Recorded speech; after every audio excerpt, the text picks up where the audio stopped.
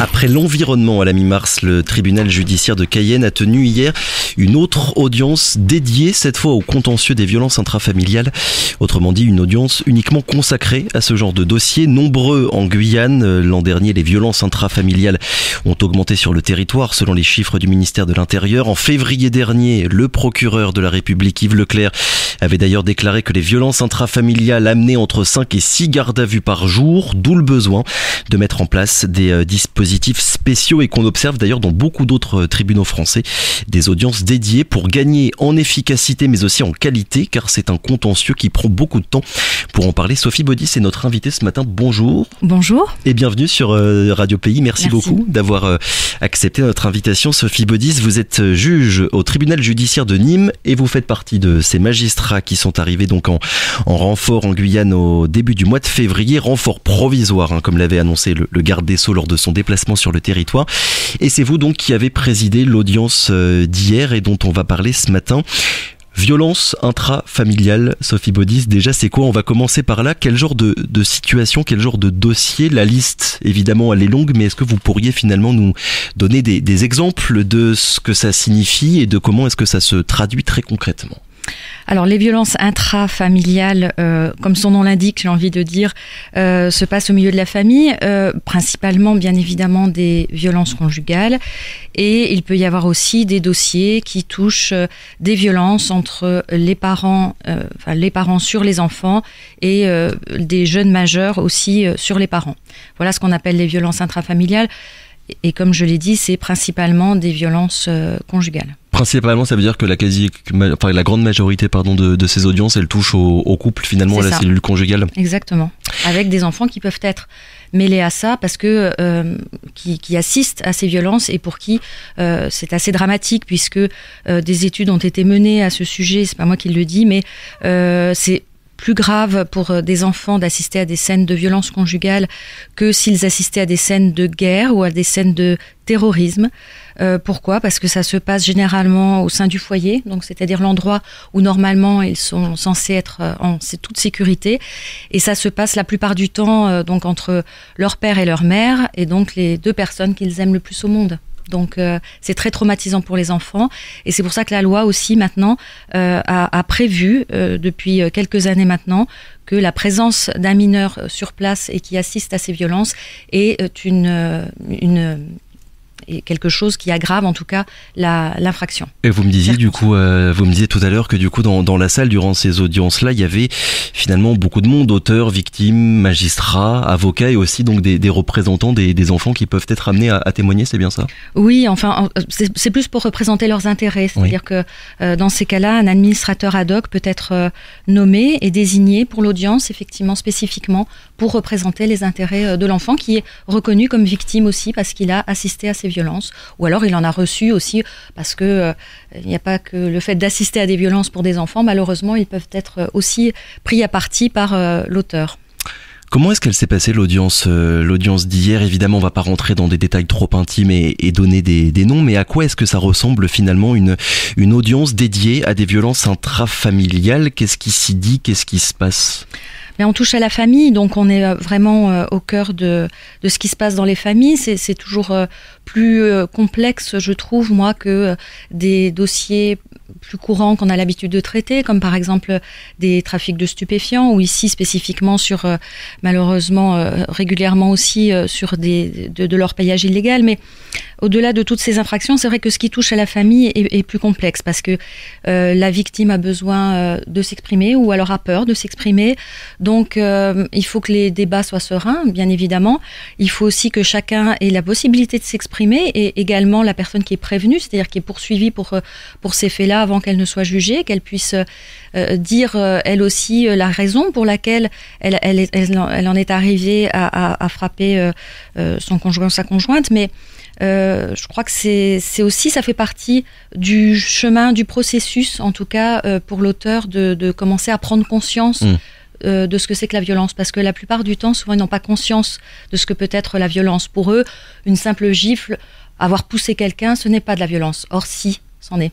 Ça veut dire qu'il peut y avoir aussi un aspect pédagogique dans la mise en place de ces audiences-là, de dire voilà, on va réserver une partie de la journée pour ne traiter que ces dossiers-là et envoyer peut-être un signal aux auteurs qui seront présents lors de ces audiences. Oui, tout à fait. Ça passe par la pédagogie de toute façon. C'est une prise de conscience, comme je le disais, et aussi une pédagogie. Et également, c'est aussi un message vis-à-vis des victimes, puisque certaines... voilà, quand elles sont sous emprise, le phénomène de l'emprise, il est de plus en plus connu, on en parle de plus en plus. Et donc, il y a des victimes aussi qui disent, bon... Allez, oui, il m'a un peu frappé ce jour-là, mais finalement, je l'aime et je lui pardonne, etc. Ce que j'explique quand il y a un retrait de plainte, parce que ça peut arriver aussi de la part de la victime, c'est que le système français, à ce niveau-là, n'a pas besoin de la plainte de la victime. C'est-à-dire que si la victime décide finalement, comme je disais, de pardonner à son compagnon, de se remettre avec lui, enfin, voilà, après, c'est la décision qu'ils ont décidé qu'ils mettent en place. Oui. Quoi qu'il en soit, le ministère public a décidé, donc le procureur a décidé de poursuivre parce que c'est une infraction de frapper quelqu'un, et bien que la victime retire sa plainte ou ne la retire pas, de toute façon la personne, si elle se retrouve devant le tribunal, elle sera jugée. Ça veut dire qu'il peut y avoir aussi un rôle de prise de conscience à la fois pour l'auteur qui l'a fauté, mais aussi pour la victime. Quelle est une victime et qu'elle peut être reconnue comme telle par la justice. Oui, tout à fait. Ça, c'est très important. C'est très important parce que, voilà, comme je vous dis, celles qui sont sous emprise, il y a des personnes qui sont sous emprise et qui, elles, vont minimiser les faits aussi parce qu'elles vont défendre, finalement, se mettre en disant je l'ai peut-être un peu provoqué, etc. Bon, non, il n'y a pas ni provocation ni rien. De toute façon, c'est une infraction. On ne frappe pas la personne qu'on est censé en plus protéger, puisque là, vous voyez, c'est pas quelqu'un dans la rue qui se fait agresser par un inconnu. C'est la personne avec qui on vit, avec qui on a un projet de vie en commun, des enfants. Et voilà. Et donc, on est censé se protéger l'un l'autre. On n'est pas censé frapper sur la personne que l'on aime. L'audience d'hier, c'était combien de dossiers que vous avez eu à traiter tout au long de l'après-midi ? Alors, il y a eu 10 dossiers qui ont été audiencés donc, hier. Nous avons eu 1 ou 2 renvois pour des questions de respect de la défense, voilà, pour des personnes qui n'avaient pas d'avocat, qui en avaient demandé. Bon, ce qui peut arriver très régulièrement dans un dossier. Donc, on a essayé de trouver des dates de renvoi les plus proches possibles.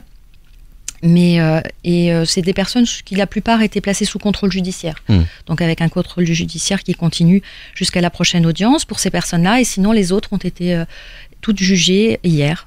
Et est-ce que la mise en place de ces audiences consacrées, de ces audiences dédiées, elle vous permet à vous, en tant que juge, de disposer d'un peu plus de temps que d'habitude pour préparer vos dossiers, être prête évidemment lors de l'audience, et puis accorder plus de temps lors de l'audience en tant que telle aux personnes qui peut-être auront envie de parler et de témoigner ?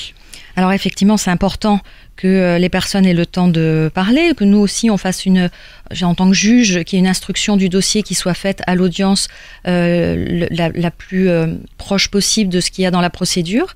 J'ai été personnellement formée spécifiquement sur le problème des violences conjugales, intrafamiliales, etc.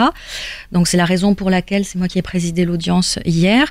Je suis donc référente au tribunal judiciaire de Nîmes, je suis référente sur les violences conjugales et je l'étais auparavant aussi dans l'autre tribunal où j'étais un des plus grands tribunaux de France, et donc où il y avait une audience par semaine spécifiquement réservée pour les violences intrafamiliales. Est-ce que vous savez si l'audience d'hier, compte tenu, on le sait, de la demande qui est forte, est-ce qu'elle a vocation à se reproduire dans les prochains mois, ou pour l'instant on ne le sait pas encore ? Alors pour l'instant on ne le sait pas encore. Oui. En revanche, c'est un vrai souhait de la part de la juridiction de pouvoir rendre ce genre d'audience pérenne, puisque, comme je vous le dis, on n'aborde pas le sujet de la même manière que pour les autres infractions.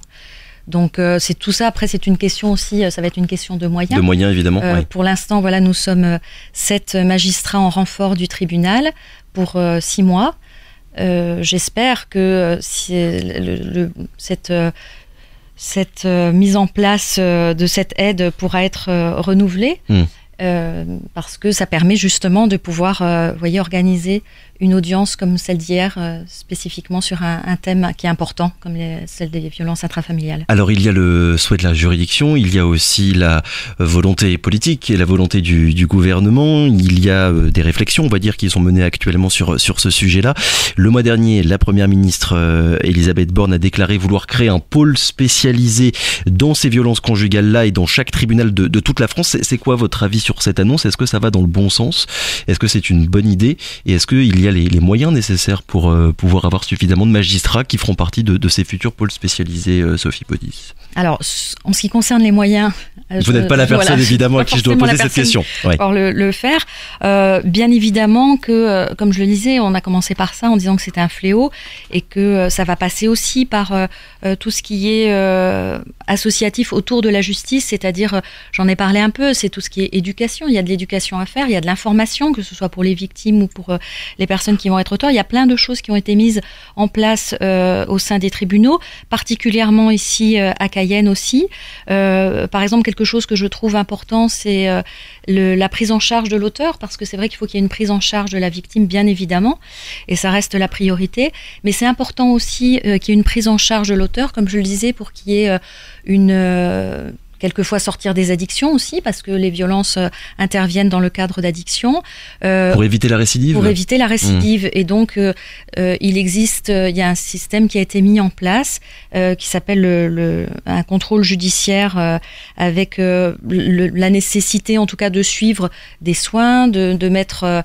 d'être quelquefois écarté du foyer, oui, pour l'auteur présumé avant qu'il soit jugé et qu'il y ait une vraie réflexion avec des groupes de parole, pour qu'il prenne conscience de ça. Et donc la personne qui a déjà passé quelques mois dans cette structure, on va dire, forcément arrive à l'audience déjà un peu plus consciente de ce qu'elle a pu faire, et ensuite le travail peut continuer. Après, ça peut faire partie, en tout cas, de sa condamnation. Et pour que la condamnation finalement ait du sens aussi pour l'auteur, pour qu'il la comprenne et qu'il comprenne la faute qui lui est reprochée. Exactement, et pour éviter la récidive, que ce soit avec la même victime ou que ce soit avec d'autres victimes plus tard au cours de sa vie. Vous nous avez expliqué que vous étiez référent de violences intrafamiliales dans les autres juridictions pour lesquelles vous avez travaillé.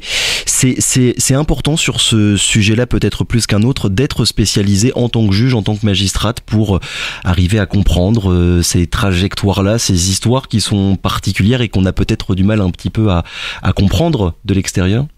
Oui, alors c'est comprendre comment le passage à l'acte peut arriver, comment cette violence elle monte au sein d'un couple, comment parce que souvent vous savez, à l'audience vous avez des personnes qui sont donc poursuivies pour des faits comme ça de violence, qui disent mais vous savez, c'était une dispute et ça a mal tourné, souvent dans des couples, et donc il faut aussi expliquer que non, une dispute c'est pas une infraction, on a le droit de se disputer quand on est en couple, bien évidemment.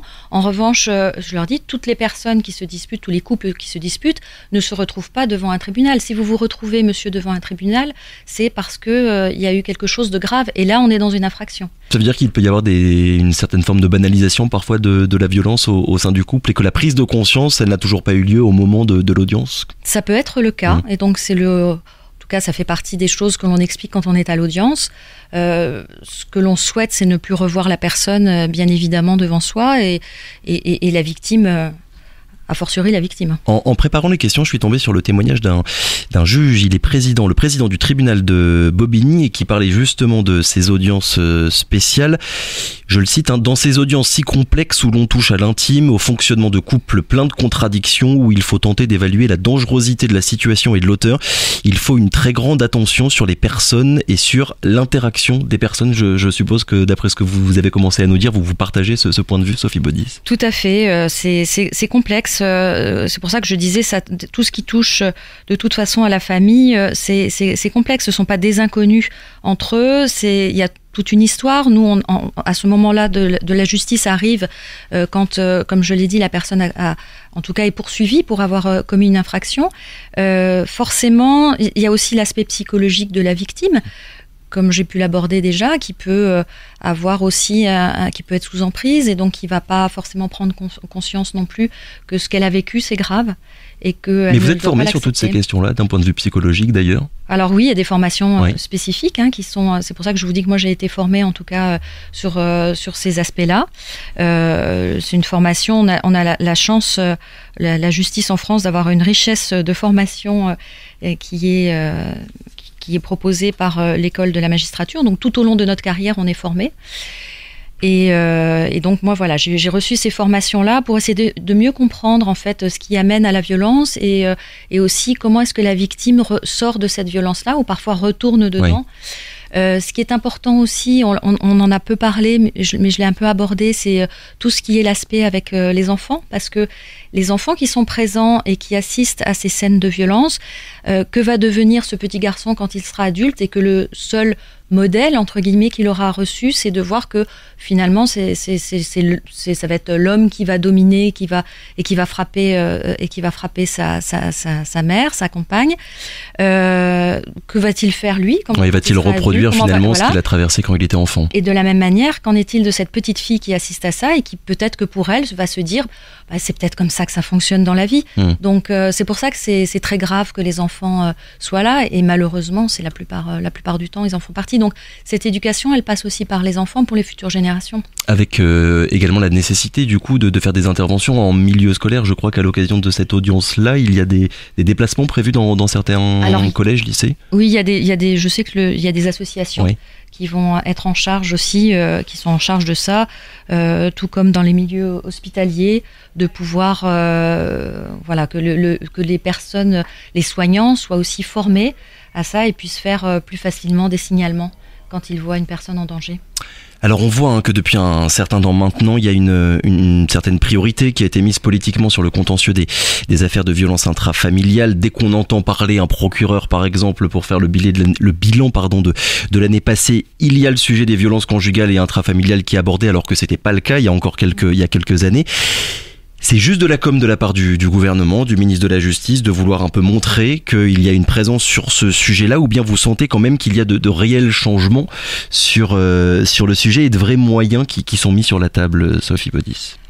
Moi, je vois en tout cas une vraie évolution. On en parle de plus en plus aussi. Et je trouve que c'est très bien qu'on en parle parce que c'est ce que je vous disais aussi. Ça ne concerne pas que les auteurs d'aujourd'hui, ça concerne aussi les générations futures. Et donc toute cette éducation, cette information, elle est primordiale. Donc je trouve ça très bien que les victimes aient de plus en plus facilement accès aussi au dépôt de plainte, qui ne peut pas être refusé. Et puis que les personnes qui reçoivent leur plainte soient aussi spécifiquement formées pour ça, parce que c'est jamais très simple quand même pour une victime d'aller dire qu'on s'est fait frapper, parce qu'il peut y avoir de la honte, parce que ça veut dire qu'on n'est pas avec la bonne personne, ça veut dire il y a tout un processus et il faut que les personnes qui reçoivent les plaintes soient spécifiquement bien formées également. Donc je trouve qu'il y a une vraie évolution et des délais plus courts aussi, parce que c'est quand même quelque chose qui revient souvent, à savoir parfois plus d'un an entre le dépôt de plainte et la condamnation. Oui, alors bien évidemment, on ne peut pas laisser une victime comme ça dans l'attente et même la personne qui est poursuivie pour ces faits-là, c'est important qu'il y ait une réponse assez rapide de la justice, c'est primordial. Sophie Baudis, merci beaucoup d'avoir été avec nous ce matin. Je le rappelle, donc juge, magistrate, et vous faites partie de ces renforts qui sont arrivés il y a un peu plus d'un mois et demi, 2 mois maintenant, ça y est, en Guyane, avec peut-être la vocation de rester sur le territoire, passer le délai. Mais écoutez, quand on a goûté à la Guyane, c'est vrai qu'on peut être tenté de rester. Il y a des choses très intéressantes sur lesquelles on peut travailler en tant que magistrat ici. Et c'est vrai qu'on est quelques-uns en tout cas à vouloir sans doute continuer l'aventure ici. Merci beaucoup. Très bonne journée à vous. À bientôt.